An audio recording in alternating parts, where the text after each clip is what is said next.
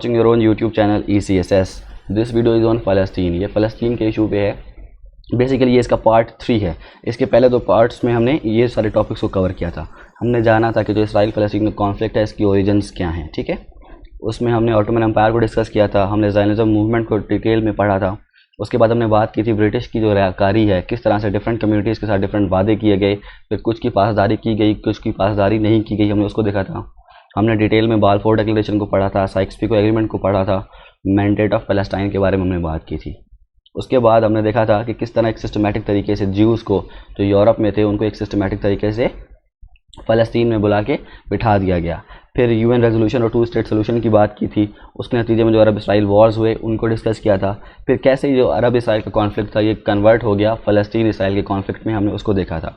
Last में जो इस टाइम पे इंपॉर्टेंट ग्रुप्स काम कर रहे हैं फ़लस्तीन में, हमने उनको डिस्कस किया था कि PLO है, ये कब बना, किसने बनाया, इसके ऑब्जेक्टिव्स क्या थे, एम्स क्या थे। उसके अलावा हमास का क्या रोल है, क्या कब बना, किसने बनाया, so on and so forth, right. So if you are a beginner और if you have any confusion then I would suggest you to please watch this video for a moment, और जाके जो पहली 2 वीडियोज़ हैं इस lecture पे वो देखिएगा। वो देखेंगे तो ही आपको ये टॉपिक समझ आएगा, ये आज का लेक्चर समझ आएगा। Because at the end of the day ये सारे के सारे टॉपिक्स इंटरलिंक्ड है। आपको वीडियो 1 समझ आएगी तो आप वीडियो 2 को समझ सकेंगे, तो ही आप वीडियो 3 को समझ सकेंगे। हैविंग सेड दैट, उन दोनों वीडियोस के लिंक मैं इस वीडियो के डिस्क्रिप्शन में दे दूंगा, आप वहाँ से वो वीडियोस देख सकते हैं। Okay, so let's begin. आज हम स्टार्ट करेंगे इंतफिदा से। इंतफिदा क्या होता है? It means uprising. ये जो फ़लस्तीनियों ने, हमारे बहन भाइयों ने वहाँ पे जो अपराइजिंग की है अगेंस्ट इसराइल्स ऑक्यूपेशन एग्रेशन, जो इसराइल के एग्रेशन के अगेंस्ट जो एक अपराइजिंग हुई थी फर्स्ट टाइम, उसको आप बोलते हो इंतफिदा। इट स्टार्टेड इन 1987 और इट लास्टेड टिल 1993, ठीक है। अब इसका बैकग्राउंड जानना बहुत ज़रूरी है कि जो अपराइजिंग हुई है इसकी वजूहात क्या हैं। इसकी 3-4 बहुत इंपॉर्टेंट वजूहात हैं, ठीक है। सबसे पहले हम जानते हैं इस नंबर 1 को कि ये सेटलमेंट्स का क्या हिसाब किताब है या क्या मसला है इसका।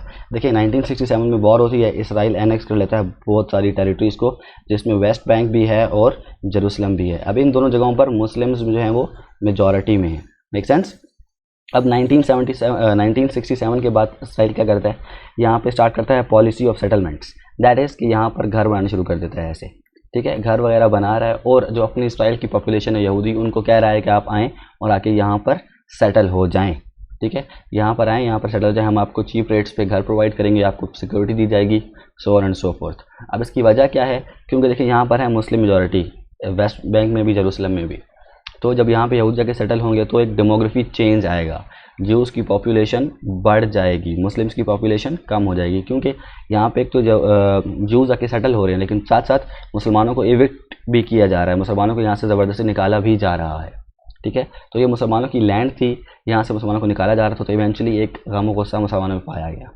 तो एक वजह तो ये थी। दूसरा, आपको पता है कि मिलिट्री कंट्रोल है, इसराइल का मिलिट्री का कंट्रोल है वेस्ट बैंक में, जेरूसलम में। बहुत ह्यूमन राइट वायलेशंस होती हैं, प्राइवेसी नहीं है, सो ऑन एंड सो फोर्थ। तो इस वजह से this was the second reason कि क्यों इतना गम गुस्सा फ़लस्तीनियों में आ गया था। डिस्क्रिमिनेशन बहुत ज़्यादा थी उस फ़लस्तीनियों के साथ। फिर ये देखिए ना, 1967 से ये सब कुछ स्टार्ट हुआ है एंड इट लास्टेड टिल 1987। कितना इंसान बर्दाश्त करेगा? 20 सालों तक बर्दाश्त करते करते टाइम आया कि ये जो सब्र का पैमाना था ये लबरेज कर गया। वो इवेंट क्या था? बेसिकली 8 दिसंबर 1987 को एक इवेंट होता है कि एक ट्रक था बेसिकली, ठीक है, इसराइल का, वो 2 कार्स से उसका एक्सीडेंट हो गया, जिसके नतीजे में, अब ये दोनों कार्स थी फ़लस्तीन के लोगों की और ये ट्रक था इसराइल का, इसके नतीजे में 4 फ़लस्तीनी बेचारे मारे गए। जब ये हुआ तो प्रोटेस्ट स्टार्ट हो गए, ठीक है। फ़लस्तीनियों की जानिब से प्रोटेस्ट हुए, फ़लस्तीनियों की जानिब से प्रोटेस्ट स्टार्ट हो गए। प्रोटेस्ट स्टार्ट हुए तो 9 दिसंबर 1987 को क्या होता है कि इसराइल की फ़ोर्स जो है वो एक क्रैक डाउन करती है प्रोटेस्ट्स पे, ठीक है। क्रैक डाउन स्टार्ट होता है, उसके नतीजे में क्या हो जाता है कि 9 दिसंबर 1987 को एक 17 साल का लड़के को मार दिया जाता है उस क्रैक डाउन में। तो ये था वो फैक्टर, ये वो इंस्टिगेटिंग फैक्टर था, इस फैक्टर ने प्रोवोक किया इंतफिदा को, ठीक है। इंतफिदा स्टार्ट हो गया तो उसमें क्या था कि हम सिविल डिसोबीडियंस करेंगे, हम टैक्स वगैरह नहीं देंगे, जो गवर्नमेंट की जॉब्स थी उनसे फ़लस्तीनियों ने रिज़ाइन कर दिया, ठीक है, वहाँ पे जाना मना कर दिया। उसके अलावा जो इसराइली प्रोडक्ट्स थे उस पर बैन कर दिया, बाइकआउट कर दिया उनका। और फिर आपके पास जब थोड़ा सा और वायलेंट हुआ तो एक तरफ आपके पास लेटेस्ट वेपन्स थे इसराइलीज़ के पास और दूसरी तरफ आपके पास क्या थे? पत्थर, स्टोन्स। तो ये आपके पास पहला इंतफादा स्टार्ट हो गया और इसमें तकरीबन 1000 फ़लस्तीनी जिसके बरक्स 1000 यहूदी सॉरी जिसके बरक्स 100 यहूदी मारे गए। ठीक है, जब फ़लस्तीनियों पे जुल्म सितम हो रहा था तो जो इंटरनेशनल प्रेशर था वो बहुत बढ़ता जा रहा था इसराइल पे। तो यूएस ने फोर्स किया जो प्राइम मिनिस्टर थे इसराइल के, उनको कि आप नेगोशिएशन स्टार्ट करें इनके साथ, फ़लस्तीनियों के साथ। इवेंचुअली सीक्रेट नेगोशिएशंस हुए और फाइनली ऑस्लो अकॉर्ड्स 1 साइन किए गए। ये ऑस्लो अकॉर्ड 1 का ऑफिशियल नेम है, declaration of principles on interim self government arrangements. ठीक है, ये साइन किए गए थे 1993 में। अब एक तरफ इसराइल है, इसराइल के प्राइम मिनिस्टर हैं ये मिस्टर रेबिन, और यहाँ पर यासिर अराफात हैं जो पीएलओ के लीडर हैं उस टाइम पे। ठीक है, अब इसको फैसिलिटेट किया था यूएस ने, ही अब देख सकते हो ये प्रेसिडेंट बिल क्लिंटन है।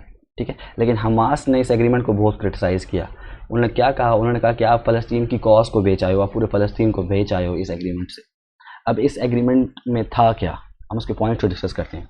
सो पीएलओ इसराइल को रिकॉग्नाइज़ करेगा, उसके बरक्स इसराइल पीएलओ को रिकॉग्नाइज़ करेगा कि पीएलओ एक पॉलिटिकल पार्टी है या पॉलिटिकल एंटिटी है या पॉलिटिकल रियलिटी है जो फ़लस्तीन के लोगों को रिप्रेजेंट करती है। इससे पहले तक यूएस ने, इसराइल ने, ईयू ने और बाकी एलाइज ने पीएलओ को एक टेररिस्ट ऑर्गेनाइजेशन डिक्लेयर किया हुआ था। Make sense. अब उसके बाद क्या हुआ, एक और इम्पॉर्टेंट पॉइंट इसमें यह था कि इंटरिम गवर्नमेंट बनेगी फ़लस्तीनी लोगों के लिए, जहाँ जहाँ पे फ़लस्तीनी लोगों की मेजॉरिटी है वहाँ पे फ़लस्तीन की जो गवर्नमेंट बनेगी अपनी। ठीक है, वहाँ पे सेल्फ रूल होगा उनका। ये आपके थे 1993 में ये ऑस्लो अकॉर्ड्स साइन हुए। ठीक है, ऑस्लो अकॉर्ड्स 1। अब देखिए जब ये अकॉर्ड्स साइन हुए तो जो इंतफादा था, जो प्रोटेस्ट वगैरह थे वो काफ़ी हद तक कम हो गए 1993 में। नेगोशिएशंस चलते रहे, फिर 1995 में ऑस्लो अकॉर्ड्स 2 हुए, जिसमें ये बात की गई कि इसराइल की फोर्सेस को कैसे विड्रॉ किया जाएगा उन टेरिटरीज से, जैसे वेस्ट बैंक है या जेरूसलम है, वहाँ से इसराइल की फोर्सेस को कैसे निकाला जाएगा, विड्रॉ किया जाएगा। ठीक है, उसके बाद बात की गई कि एक फ़लस्तीनियन लेजिस्लेटिव काउंसिल बनेगी जो लेजिस्लेशन करेगी, लॉस वगैरह बनाएगी फ़लस्तीन के लोगों के लिए। ठीक है, उस पर इसराइल की जो पार्लियामेंट है या वो लॉस नहीं बनाएगी, रेदर फ़लस्तीन की लेजिस्लेटिव काउंसिल जो है वो लेजिस्लेशंस करेगी, लॉस बनाएगी फ़लस्तीन के लोगों के लिए। So it was a major breakthrough, और इस टाइम पे आपके जो रिलेशन है वो थोड़े से बेहतर हो गए फ़लस्तीनियों में और ज्यूज़ में। यहाँ तक आपको बात समझ आ गई। अच्छा, अब इसके बाद क्या हुआ, नेगोशिएशंस चल रहे हैं तो 2000 स्टार्ट होता है आपके पास, तो एक इंपॉर्टेंट नेगोशिएशंस हो रही होती हैं लेकिन वो फेल हो जाती हैं। वो किस बारे में थी, इसमें क्यों फेल होती हैं कि रिटर्न ऑफ रेफ्यूजीज़ पे इसराइल नहीं मानता। दूसरा, जो एक सेपरेट स्टेटहुड है फ़लस्तीनियों का, वो भी एक डेडलॉक बन जाता है दोनों दरमियान। तो इवेंचुअली कैंप डेविड जो अकॉर्ड्स हैं वो फेल हो जाते हैं आपके। यहाँ पे अकॉर्ड्स फेल हो रहे हैं। दूसरी तरफ एक और इम्पॉर्टेंट इवेंट होता है, दैट इज़ इसराइल के पॉलिटिशियन है रायल शरोन, ये मस्जिद अक्सा का विज़िट करते हैं। ठीक है, मस्जिद अक्सा का विज़िट करते हैं और वहाँ पर तकरीबन अपने 1000 सोल्जर्स के साथ। अब आप देखो एक तरफ इतने सिचुएशन चल रही है, इतने मसले मसाइल हैं, तो ये एक बहुत प्रोवोकेटिव मूव थी। ठीक है ना, तो इसके नतीजे में रिएक्शन आया मुसलमानों की जानिब से, वो खड़े हुए मस्जिद अक्सा को डिफेंड करने के लिए, और इवेंचुअली फाइटिंग ब्रोक आउट, जिसके नतीजे में 7 फ़लस्तीनी शहीद हो गए। जब ये होता है आपके पास तो आई एम सॉरी, 7 फ़लस्तीनी यहाँ पर शहीद हो गए। जब ये हुआ तो इवेंचुअली आपके पास फिर सेकंड इंतफादा स्टार्ट हो गया, सेकंड अपराइजिंग स्टार्ट हो गई। इसमें 1000 आपके यहूदी मारे गए और 3200 आपके इसमें वो मारे गए मुसलमान अरब्स। ठीक है, या फ़लस्तीनी जिसको मैं काउंट शॉर्ट, यहाँ पे फ़लस्तीनी 3200 मारे गए। अब इसमें बस बॉम्बिंग्स बहुत ज़्यादा हुई थी, हमास ने बहुत एग्रेसिव रोल प्ले किया था यहाँ पे। ठीक है, अब हम बात करते हैं इम्पैक्ट की। जब ये इंतफादा हुआ तो इसके इम्पैक्ट्स क्या थे, देखें इसके बहुत एडवर्स इम्पैक्ट हुए फ़लस्तीन की कॉज पे ख़ास तौर पे। कैसे, देखें पहले पॉलिसी, अब हम इसराइल की बात करते हैं।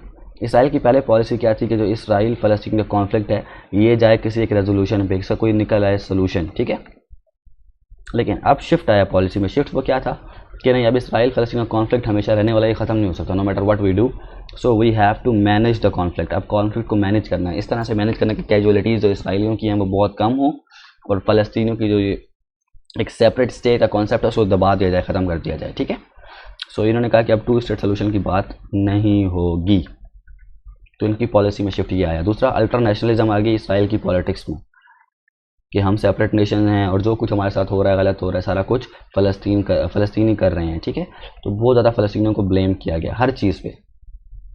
जब इतना कुछ हो रहा तो फ़लस्तीनियों में बहुत ज़्यादा इनसिक्योरिटी पैदा हो गई। ठीक है, और उनको लगा अब इसके इम्पैक्ट फ़लस्तीनियों पे क्या हुए, वो बहुत ज़्यादा इनसिक्योर हो गए। उनको लगा कि अब जो है ना ऑलरेडी हमारे साथ इतना जुल्म किया जा रहा है, हमें मारा जा रहा है, हमारे ह्यूमन राइट्स को वायलेट किया जा रहा है, सो ऑन एंड सो फोर्थ। तो ये रियलाइजेशन उनमें आ गई कि अब कोई और सोल्यूशन नहीं है, we just cannot live with this Jews, ठीक है, we need a separate homeland, ठीक है, या हमें एक सेपरेट स्टेट चाहिए। तो वो चले गए 2 स्टेट सोल्यूशन की तरफ कि हमें अब अपना फ़लस्तीन चाहिए जहाँ पे हम रह सकें। तो अब यहाँ से आप देख रहे हो क्या हुआ, एक तरफ आपके पास आ गई है इसराइल का concept that is managing the conflict. अब जो है वो 2 स्टेट सोल्यूशन की बात नहीं होगी। जिस तरफ हमारे पास हैं फ़लस्तीनी भाई जो कह रहे हैं कि अब 2 स्टेट ही चाहिए, we can not live with these Jews specially with this nationalist government, ठीक है। तो अब ये वजह थी, यहाँ से आपके पास ये 2 स्टेट सोल्यूशन बिल्कुल ख़त्म होना शुरू हो गया, ठीक है। अब यहाँ पर मैं आपको बता दूँ, देखिए अभी अक्सर आपने कभी न्यूज़ में सुना होगा, अल जज़ीरा पे, BBC में, कभी भी अगर बात हो रही होती है ना, किसी भी इसराइली गवर्नमेंट का ऑफिशियल का इंटरव्यू हो रहा होता है, तो आपने अक्सर सुना होगा वहाँ पे जब भी उनसे 2 स्टेट सोल्यूशन के बारे में बात की जाती है तो वो समहाउ बात को घुमा देते हैं। वो इसी वजह से है कि उनकी पॉलिसी इस चीज़ पे नहीं है, दे shy away from this thing, ठीक है। वो पूरा का पूरा फ़लस्तीन अब कब्जा करना चाहते हैं। Now let's talk about rise of Hamas. मैंने आपको बताया कि हमास जो था वो थोड़ा इस्लामिस्ट किस्म का ग्रुप है, ठीक है। ये इसके बारे में अगर आप जानना चाहते हैं तो वीडियो नंबर 2 में मैंने काफ़ी इसको बारे में डिटेल में डिस्कस किया है, आप उसमें पढ़ सकते हैं हमास को। सो आप देखो, एक तरफ PLO नेगोशिएशंस कर रहा है, दूसरी तरफ इंतफिदा हो रहा है, इंतफिदा में हज़ारों फ़लस्तीनी बेचारे मारे जा रहे हैं, और दूसरी तरफ हमास का ग्रुप है जो इसराइल को टफ टाइम दे रहा है। तो अब आपको क्या लगता है, एक वेंजेंस फैक्टर भी है यहाँ पर कि वेंजेंस केस फ़लस्तीनी कह रहे हैं हमें बदला लेना है सारा कुछ, तो ऑफ कोर्स ऑटोमेटिकली जो PLO की पॉपुलैरिटी है वो कम हो जाएगी कि ये नेगोशिएशन को ज़्यादा फोकस कर रहे हैं, ठीक है। और हमास जो है वो एटलीस्ट कुछ ना कुछ तो कर रहा है ना, ईंट का जवाब पत्थर से देने की कोशिश तो कर रहा है ना। सो ऑटोमेटिकली कॉमन सेंस है कि इंसान जो हमास की पॉपुलैरिटी थी वो बढ़ना शुरू हो गई फ़लस्तीनियों में। इलेक्शंस होते हैं आपके पास 2005-2006 के इलेक्शंस, ठीक है, फ़लस्तीन में क्या होता है, हमास जीत जाता है, लेकिन हमास और फतह जो पॉलिटिकल पार्टीज़ हैं इनमें थोड़ा सा रिफ्ट्स आ जाते हैं और इवेंचुअली सिविल वॉर हो जाती है फ़लस्तीन में, ठीक है। अब क्या होता है, इससे सिविल वॉर जब होती है तो गज़ा जो है वो बिल्कुल ही सेपरेट हो जाता है वेस्ट बैंक से। अब इस टाइम पे हमास का राइज़ हो रहा था, ठीक है ना, कि हमास की पॉपुलैरिटी बढ़ रही थी, लेकिन जब इनकी सिविल वॉर होती है तो गज़ा बिल्कुल सेपरेट हो जाता है वेस्ट बैंक से, ठीक है। अब क्या होता है, इसराइल इस चीज़ का फ़ायदा उठाता है, वो ब्लॉकेड इम्पोज कर देता है गज़ा पे। गज़ा में है हमास, ठीक है, और इसराइल के लिए एक बहुत बड़ा हेडेक है ये, तो इसराइल इसको ब्लॉकेड कर देता है 3 एंड से, ठीक है, और एक एंड पे इजिप्ट वो भी इसको ब्लॉकेड कर देता है। तो क्या हो जाता है कि जितना भी एक्सटर्नल वर्ल्ड के साथ ट्रेड है और जो कुछ भी इनकी नेगोशिएशन है, जो भी कह लो जिस तरह के ताल्लुकात हैं, सारा कुछ मफलूज हो जाता है हमास इस चीज़ में, ठीक है, कि हर तरफ से ब्लॉकेड है। इस तरह से जो हमास की पावर है वो उस पर थोड़े से कर्व्स लगने शुरू हो जाते हैं। फिर आपके पास आ जाती है मुस्लिम ब्रदरहुड, एक पॉलिटिकल पार्टी है जो इजिप्ट में पावर में आती है, ठीक है। वो क्या करती है, उनको हमास से सिंपैथी होती है, गज़ा के लोगों के लिए सिंपैथी होती है, तो वो क्या करते हैं, ब्लॉकेड हटा देते हैं और इनका ट्रेड रिलेशन शुरू होते हैं और भी सो on and so fourth. Eventually क्या होता है, फिर अगेन ये जो मुस्लिम ब्रदरहुड है इससे पावर ले जाती है और आर्मी कंट्रोल में आ जाती है इजिप्ट में। फिर दोबारा से वही होता है कि हमास पे फिर ब्लॉकेड लग जाता है, ठीक है। इसी दौरान एक और बहुत बड़ा इवेंट होता है जिससे हमास को बहुत बड़ा धचका पहुंचता है, नुकसान पहुंचता है, वो है ये सीरिया का इशू। अभी के लिए जस्ट मैं इतना बता दूं कि देखिए सीरिया में ना 2 फैक्शंस सिविल वॉर हो जाती है इरप्ट, ठीक है, सीरिया में। एक तरफ प्रेसिडेंट है दैट इज़ बशार अल असद, दूसरी तरफ आपके पास पॉपुलेशन है और डिफरेंट ग्रुप्स हैं उसमें, ठीक है। अभी क्या इतना याद रखें, पॉपुलेशन में कुछ हिस्से को तुर्क सपोर्ट कर रहे थे, आई मीन तुर्की सपोर्ट कर रहा है, कुछ को USA कर रहा था, सो ऑन एंड सो फोर्थ, और प्रेसिडेंट को ईरान सपोर्ट कर रहा था, रशिया सपोर्ट कर रहा था, हिजबुल्लाह सपोर्ट कर रहा था, ठीक है। जब सिविल वॉर इरप्ट होती है सीरिया में तो हमास क्या करता है, हमास सपोर्ट करता है इनको, इस फैक्शन तुर्की को, आई मीन पॉपुलेशन को, जिसमें इनडायरेक्टली सपोर्ट कर रहा है वो तुर्की को और बाकी फैक्शंस हैं, ईरान और हिजबुल्लाह के अगेंस्ट हो जाता है। तो इनके रिलेशंस काफ़ी ख़राब हो जाते हैं और इवेंचुअली हिजबुल्लाह और ईरान अपनी बैकिंग रोक देते हैं, वो ईरान को हमास को सपोर्ट करना छोड़ देते हैं यहाँ पर। इससे क्या हो जाता है, हमास और थोड़ा सा वीक हो जाता है। समझा पाया मैं इस चीज़ को, मैं इसे रिपीट कर देता हूँ। देखिए होता क्या है कि हमास का राइज़ हो रहा है, फिर ब्लॉकेड लगता है हमास पे, ठीक है। ब्लॉकेड से मतलब ऐसे है कि आपको हर तरफ से ब्लॉक कर दिया गया, आप किसी भी दुनिया के किसी कंट्री के साथ आप ट्रेड नहीं कर पा रहे हो या कोई किस तरह के भी रिलेशंस डेवलप नहीं कर पा रहे हो। तीन एंड से आपके पास इसराइल ने आपको ब्लॉकेट किया हुआ है, एक एंड से आपको इजिप्ट ने रोका हुआ है, ठीक है। जैसे हमास की इकोनॉमी पे काफ़ी अफेक्ट हुआ और बाकी भी जो सोशल इंडिकेटर्स थे वो सारे बहुत ख़राब हुए। फिर उसके बाद क्या हो जाता है कि यहाँ पर इजिप्ट वाले इस एरिया में यहाँ पे मुस्लिम ब्रदरहुड पावर में आ जाते हैं, तो उनको सिंपैथी होती है गज़ा के लोगों से, ठीक है, तो ये ब्लॉकेड हटा देते हैं और इनके ट्रेड रिलेशंस और बाकी चीज़ें जो हैं वो स्टार्ट हो जाती हैं होना। फिर दोबारा से मुस्लिम ब्रदरहुड के बाद दोबारा आर्मी कंट्रोल में आ जाती है, आर्मी कंट्रोल में आती है तो अगेन ब्लॉकेड लग जाता है गज़ा पे, गज़ा फिर दुनिया से कट ऑफ हो जाता है। Make sense? तो इससे जो हमास है ना उसके अपने इमेज में भी बहुत नुकसान पहुंचता है और उसकी पॉपुलैरिटी भी काफ़ी कम होती है। उसी टाइम पे क्या होता है, आपके पास एक और इंपॉर्टेंट इवेंट होता है, वो होता है सीरिया का इशू, जिसमें एक तरफ प्रेसिडेंट बशार अल असद है, दूसरी तरफ पॉपुलेशन है, ठीक है, मेजॉरिटी पॉपुलेशन है दूसरी तरफ।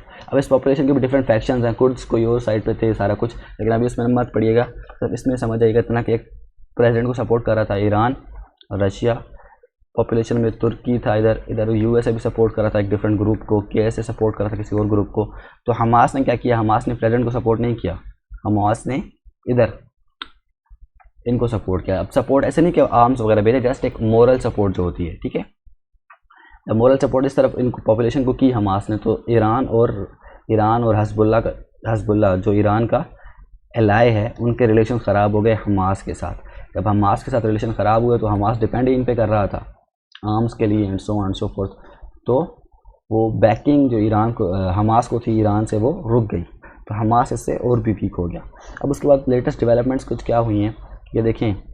2018 फिर आपके पास डोनाल्ड ट्रंप साहब आगे 2016 या 17 में, आई गेस 2016 में वो पावर में आते हैं मिस्टर डोनाल्ड ट्रंप साहब, ठीक है। ट्रंप पावर में आए, उनकी पॉलिसी बहुत ही प्रो इसराइल थी, उन्होंने ऐसे ऐसे काम किए जो आज से पहले किसी सदर ने, यूएस के सदर ने नहीं किए। जैसे जो एनेक्सेशंस थी 1967 में, जो एरिया इसराइल ने एनेक्स किया हुआ था, ट्रंप एडमिनिस्ट्रेशन ने क्या किया, उसको लीगलाइज कर दिया। ऑल्दो यूएन की रेजोल्यूशंस हैं कि ये जो एरिया है ये एनेक्स्ड एरिया है एंड इसराइल को इसको वापस करना पड़ेगा, लेकिन ट्रंप ने कहा नहीं ये लीगल है, अब से ये आपकी टेरिटरी है।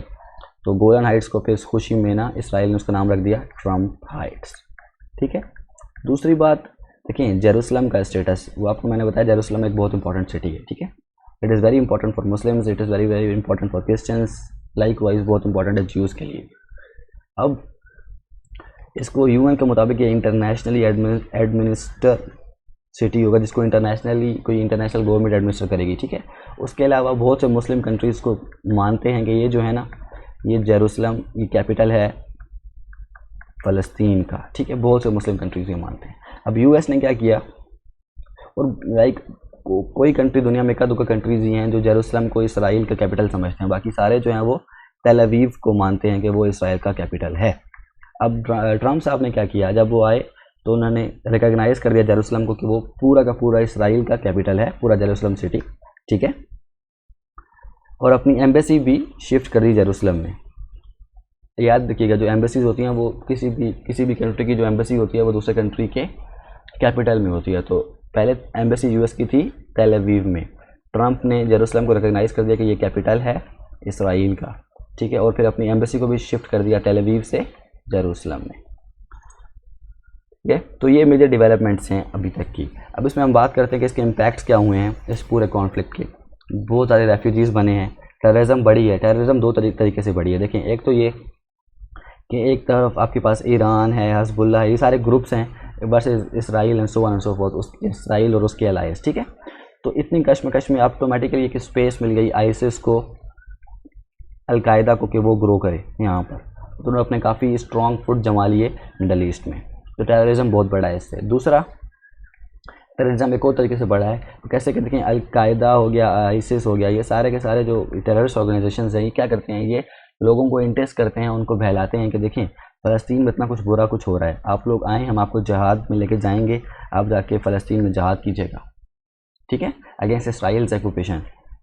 तो इस तरह से वो एक गलत राह पे ले जाते हैं जहाद के नाम पे, वो इंस्टेड के जहाद करवाएं कहीं और पे, वो फिर उसको अपने मफाद के लिए यूज़ करते हैं। तो टेररिज्म भी बहुत बढ़ रहा है इससे, ठीक है। उसके अलावा मुस्लिम उम्मा में डिवीजन्स हो रही हैं कि देखें, जो कंट्रीज़ इसराइल को रिकॉग्नाइज़ कर रहे हैं उनके ख़िलाफ़ जो है ना, एक किस्म की लोगों के दिलों में रंजिशें बढ़ती जा रही हैं। जब यूएई ने अब्राहम अकॉर्ड साइन किए थे तो उनके खिलाफ बहुत ज़्यादा प्रोटेस्ट हुए थे, डिमॉन्स्ट्रेशन हुए उनके खिलाफ बहुत ज़्यादा, ठीक है। तो डिवीजन्स बढ़ी है, लोगों के दिलों में नफरतें बढ़ती जा रही हैं, एक इमेज ख़राब हो रहा है बहुत अरब ममालिक का इस वजह से। अब अब्राहम अकॉर्ड्स पे मैंने एक सेपरेट वीडियो बनाया हुआ है, अगर आप उसको जानना चाहते हैं, उसके बारे में पढ़ना चाहते हैं तो उस वीडियो का लिंक मैं इसकी डिस्क्रिप्शन में दे दूँगा, वहाँ से वो पढ़ सकते हैं। ओके, सो इस तरह से डिवीजन्स बढ़ रही हैं मुस्लिम उम्मा में, ठीक है। उसके अलावा इससे बहुत बड़ा सेटबैक हुआ है, इससे बहुत बड़ा एक सेटबैक हुआ है फ़लस्तीन की कॉज पे। उसको मैंने एक्सप्लेन किया है डिटेल में अब्राहम अकॉर्ड्स में भी कि कैसे उसको सेटबैक हुआ है। उसके अलावा हमने बात की थी कि जो सेकंड इंतफादा हुआ था उसके बाद कैसे पॉलिसी शिफ्ट आया था, तो आप ये भी उसको एक इम्पैक्ट है इसी सब कॉन्फ्लिक्ट का, तो आपने इसको भी देखना है। उसके बाद अनएम्प्लॉयमेंट बहुत ज़्यादा बढ़ गई है, ख़ासतौर पर गज़ा में अभी रिसेंट डेटा है उसके मुताबिक 49% अनएम्प्लॉयमेंट है। देखें इट्स अ मैसिव नंबर कि आपकी आधी पॉपुलेशन अनएम्प्लॉयड हो, ठीक है। सो उसके अलावा पॉवर्टी है, एजुकेशन है, उसके अलावा एंटी इसराइल जो आपका सेंटिमेंट है वो बढ़ता जा रहा है बहुत ज़्यादा, ठीक है। क्योंकि जो इसराइल जो हरकतें कर रहा है, जो इसराइल की गवर्नमेंट, नेशनलिस्ट गवर्नमेंट जो वहाँ पर जो हरकतें कर रही है, जिस तरह निहत्ते बच्चों को मार रही है, तो ऑटोमेटिकली आपको पता है कि फिर तो एक वेंजेंस फैक्टर होता है, गमों गुस्सा आ जाता है, तो एंटी इसराइल फैक्टर जो है वो बहुत बढ़ता जा रहा है। इसका ये भी बहुत बड़ा फैक्टर है या फिर ये इसका इम्पैक्ट है, ठीक है। और इसमें ये सारी हेडिंग्स हैं, इसमें आप कुछ अच्छे आर्टिकल से पढ़ते हैं तो आप इसमें ऐड कर सकते हैं, इसमें कोई बड़ी बात नहीं है, जस्ट एक मैं आपकी बेस बनाने की कोशिश कर रहा हूँ। Okay, now let's talk about the major issues कि इस टाइम पे फ़लस्तीनियों को असल में मसले क्या हैं, उनके मेजर इशूज़ क्या हैं। एक उनका रेफ्यूजीज़ का मसला है कि हमारे लाखों लोग जो हैं वो कुछ किसी जॉर्डन में रह रहे हैं, कुछ कहाँ रह रहे हैं, उनको वापस बुलाया जाए, उनको राइट ऑफ रिटर्न जो यूएन ने भी दिया हुआ है आप उनको दें, अलाउ करें ताकि वो आके अपनी जगहों पे अपने घरों में वापस सेटल हो सकें, ठीक है। एक ये मसला है। दूसरा सेटलमेंट्स को रोका जाए, हमसे हमारी ज़मीन को ना खींचा जाए, हमें ना निकाला जाए, जो सेटलमेंट्स हो रही है उनको रोका जाए। तीसरा वेस्ट बैंक वॉल, देखिए जहाँ जहाँ पे इसराइल सेटलमेंट्स कर रहे हैं ना, जैसे यहाँ पे उन्होंने कॉलोनीज बना दी हैं, तो वहाँ पर फिर एक वॉल भी बना रहे हैं सो दैट इस पूरे एरिया को फ़लस्तीनियों से फिर अलग कर दिया जाए, ठीक है। अभी फिर इस एरियाज़ पे यहाँ पे चेक पॉइंट्स भी बनाए हुए हैं, किसी ने गुजरना है यहाँ से आना है, यहाँ पे रह रहा है जो, तो वो चेक पॉइंट से गुजरेगा। अब चेक पॉइंट्स पे फिर ह्यूमन राइट्स वायलेशन होती हैं, प्राइवेसी नहीं, फीमेल के साथ बुरा बर्ताव किया जाता है। सो ये भी बहुत बड़ा मसला है फ़लस्तीनियों के लिए, ठीक है। उसके बाद जेरूसलम का स्टेटस, फ़लस्तीनी किसी भी चीज़ पे ये नहीं, किसी भी तरह ये नहीं मान सकते कि जेरूसलम आप कैपिटल बना दो इसराइल का, ठीक है, ताकि इसराइल उसको एडमिनिस्टर करे, गलत बात है, नहीं मान सकते वो। तो ये भी एक बहुत बड़ा इशू है फ़लस्तीनियों के लिए, ठीक है। तो अभी मेजर इश्यूज़ फ़लस्तीनियों को ये हैं। अब हम बात करते हैं कि फ़लस्तीनियों की डिमांड्स क्या हैं, कि वो अभी क्या डिमांड कर रहे हैं, ठीक है। कि हमें एक सेपरेट फ़लस्तीन की स्टेट चाहिए, उसके बाद जिसका जो कैपिटल होगा वो ईस्ट जेरूसलम होगा, हमें पूरा जेरूसलम कैपिटल नहीं चाहिए, ठीक है, ये बात याद रखिएगा। पूरा जेरूसलम नहीं मांग रहे हैं फ़लस्तीनी कैपिटल, वो कह रहे हैं सिर्फ ईस्ट जेरूसलम, जहाँ पे हमारी होली साइट्स हैं प्लस मुस्लिम्स मेजॉरिटी में हैं जहाँ पर, आप हमें वो दे दो, हमें पूरा जेरूसलम नहीं चाहिए। फिर जो सेटलमेंट्स वगैरह हैं उनको रिमूव किया जाए, चेक पॉइंट्स को हटाया जाए, रेफ्यूजीज़ को वापस अलाउ किया जाए आने के लिए, रहने के लिए। अब इसराइल का क्या क्लेम्स है, क्या डिमांड्स है उनकी, कि जेरूसलम शुरू से हमारा कैपिटल रहा है, जो आज से 2000 साल पहले हमारी यहाँ पे स्टेट थी, उसका भी जो गढ़ था वो जेरूसलम था, तो हमें जेरूसलम हमारा है और हमारा ही रहेगा, ठीक है, ये हमारा कैपिटल है। दूसरा उनका क्या है, सेटलमेंट्स हम इसलिए कर रहे हैं वेस्ट बैंक में आके क्योंकि हमें ख़तरा है टेररिज्म का, तो यहाँ पर हम आ रहे हैं और यहाँ पर हम सेटलमेंट्स करके एक बफर जोन बना रहे हैं ताकि हमारी सिक्योरिटी इंश्योर हो सके, ठीक है। तो ऐसा उनका पॉइंट क्या है कि हमें टेररिज्म है, आप लोग टेररिज्म कर रहे हो, उससे हमारे सिविलियंस को खतरा है, हमारी पॉपुलेशन को खतरा है, सो ऑन एंड सो फोर्थ। तो ये वजह है, ठीक है। ये इसराइल की डिमांड है कि आप टेररिज्म को रोको, ये करो, वो करो। तो ये आपको आई होप आपको इसराइल के क्लेम्स समझ आ गए होंगे। Now let's talk about the recommendations. देखें OIC को एक स्ट्रॉन्ग रोल प्ले करना पड़ेगा। OIC सेकंड सबसे बड़ी ऑर्गेनाइजेशन है, इंटर गवर्नमेंटल ऑर्गेनाइजेशन है आफ्टर UN। इसके 57 कंट्रीज़ इसके मेंबर्स हैं, ठीक है। तो बहुत बड़ा ऑर्गेनाइजेशन, अगर ये थोड़ा अपना स्ट्रॉन्ग रोल प्ले करता है, इफेक्टिव डिप्लोमेसी करता है, तो इससे बहुत फ़ायदा हो सकता है फ़लस्तीन की कॉज को, ठीक है। वी नीड टू हाईलाइट जो इनजस्टिस हो रहा है फ़लस्तीनियों के साथ। दूसरा, जेरूसलम को आप इसराइल के जस्ट कैपिटल डिक्लेयर नहीं कर सकते हो, आपको कोई एक ऐसा कुछ करना पड़ेगा ताकि उससे मुसलमानों के लिए भी वो इक्वल हो जाए, या फिर और जूस के लिए भी इक्वल हो जाए। कैसे, देखिए आपने कुछ इंटरनेशनल एक जोन बना दें उसको, या फिर वहाँ पे इंटरनेशनली उसको एडमिनिस्ट्रेट करें, या फिर उसको इस तरह डिवाइड करें कि आधा जाए मुसलमानों के पास, आधा जाए जूस के पास। ऐसा नहीं हो सकता कि इस पूरे के पूरे सिटी को आप इसराइल को दे दो, ठीक है। उसके अलावा यूएस को ख़ास तौर पे एक इम्पार्शियल रोल प्ले करना पड़ेगा। अभी तक यूएस की पॉलिसी बहुत प्रो इसराइल रही है। अभी जो रिसेंट आपको पता होगा जो क्लैशेस हुए हैं गज़ा और इसराइल के, उसमें क्या मसला था? उसमें यही मसला था कि यूएस की पॉलिसी बहुत प्रो इसराइल थी। हर चीज़ पर उन्होंने क्या बोला है कि इसराइल को राइट है डिफेंड करने का, ठीक है। तो यूएस को एक इम्पार्शियल रोल प्ले करना पड़ेगा, एक बैलेंस्ड अप्रोच दिखानी पड़ेगी यहाँ पर, ठीक है। उसके अलावा जो मुस्लिम कंट्रीज़ हैं उनको अपना इन्फ्लुएंस इस्तेमाल करना पड़ेगा, और वो जैसे हमने अभी इस टाइम किया है, पाकिस्तान ने, तुर्की ने, हम सब ने मिलकर एक रेजोल्यूशन टेबल किया था यूएन में, ठीक है। उसके नतीजे में क्या हुआ? यूएन में वो रेजोल्यूशन मान दिया गया है। अब यूएन प्रोब करेगा जो वॉर क्राइम्स किए हैं इसराइल ने गज़ा में, ठीक है। तो ये हमें अपना रोल भी प्ले करना पड़ेगा इफेक्टिवली। तो ये सारे रिकमेंडेशंस हैं। इसके अलावा एक और इसमें मैं आपको बता दूं कि एक और रिकमेंडेशन मैं आपको देना चाहता हूं। मैंने तो आपको बताया था कि 2 ग्रुप्स इंपॉर्टेंट हैं वहाँ पर फ़लस्तीन में, एक है हमास, एक है PLO। द प्रॉब्लम इज़ कि अब इनके आपस में बहुत ज़्यादा कॉन्फ्लिक्ट है, ठीक है। अगर आपने नेगोशिएट करना है इसराइल या उसके साथ डील करना है तो ऑफकोर्स आपको पहले अपने तो मसले ख़त्म करने पड़ेंगे ही, ठीक है ना। तो ये चीज़ है कि इन ग्रुप्स को आपस के जो मसले हैं उनको ख़त्म करना पड़ेगा, ठीक है। इनको यूनाइट होना पड़ेगा, तभी ये इसराइल को भी डील कर सकते हैं। एक और चीज़ है रियलाइजेशन कि देखें, हमास हो, PLO हो या इसराइल के लोग हों, फ़लस्तीनी हों या ज्यूज़ हों, उनको ये रियलाइज़ करना पड़ेगा कि they can not live in isolation. अब जो भी है, जैसा कुछ हो गया, जो पास्ट में हो चुका है वो हो चुका है। अब इस कॉन्फ्लिक्ट को 70 साल हो गए, हमें इसको ख़त्म करना है। वो ख़त्म कैसे होगा? हमें ये रियलाइज़ करना पड़ेगा कि we can not live in isolation. हम आइसोलेशन में नहीं रह सकते। हमें इसराइलियों को फ़लस्तीनियों को मानना पड़ेगा, फ़लस्तीनियों को इसराइलियों को मानना पड़ेगा, और इसराइलियों को फ़लस्तीनियों को उनके ड्यू जो राइट्स हैं वो देने पड़ेंगे, सही है। नहीं तो ये मसला ऐसे सॉर्ट आउट नहीं होगा, ठीक है। तो ये सारी रिकमेंडेशंस हैं इसके लिए। आई होप आपको ये टॉपिक समझ आ गया होगा। अब मैं आपको दिखाना चाहता हूँ कि मैप देखें, ये है फ़लस्तीन ग्रीन में 1947 का मैप है। अभी 2005 का मैप देख रहे हो, ये देख रहे हो फ़लस्तीन कहाँ रह गया है, इसराइल कहाँ चला गया। इस तरह से इसराइल ने ख़ुद को बढ़ाया है, अपनी टेरिटरी को बढ़ाया है, टेरिटरीज एनेक्स करके, जुल्म सितम करके, यूएस में अपनी लॉबी को इस्तेमाल करके, ठीक है। सो ये कैसे हुआ है? ये हमारी नाअहली है मुसलमान मुल्कों की। हमने अपने हमेशा नेशनल इंटरेस्ट को प्रमोट किया है, ठीक है। हमने देखा है कि कहाँ पे हमें फ़ायदा होगा, सही है। ये बहुत बड़ा मसला है जो हमें यूनिटी नहीं है। KSA वर्सेस ईरान का जो इतना बड़ा इशू चल रहा है, हमारा मुस्लिम दुनिया 2 हिस्सों में बटा हुआ है इस टाइम पे। KSA है, ईरान है, तो इनको अपने इंटरेस्ट की पड़ी है। कोई भी ये नहीं देखता कि वहाँ पे मुसलमानों के साथ क्या हो रहा है, कश्मीर में क्या हो रहा है, वेगर मुसलमानों के साथ क्या हो रहा है, इसके अलावा रोहिंग्या में क्या हुआ है। हमें उनकी परवाह नहीं है। हमें ये देखना है कि हम किस तरह एक्सेल कर सकते हैं, हमारी इकॉनमी किस तरह बेहतर हो सकती है। इसी का फ़ायदा उठाते हैं ये लोग। और देखें अब कहाँ पे फ़लस्तीन था, कहाँ से कहाँ पहुँच गए। हज़ारों फ़लस्तीनी बेचारे मारे गए हैं, कितने बच्चे शहीद किए गए हैं, कितनी ख़वातीन के साथ बेहुरमती की गई। इस चीज़ को हमें देखना पड़ेगा, ठीक है। हमें ख़ुद को ठीक करना पड़ेगा।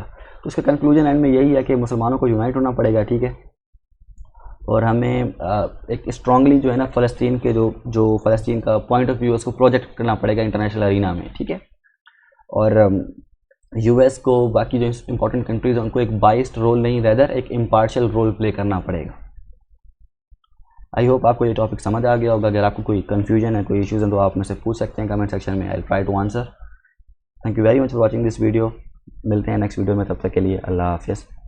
Stay blessed.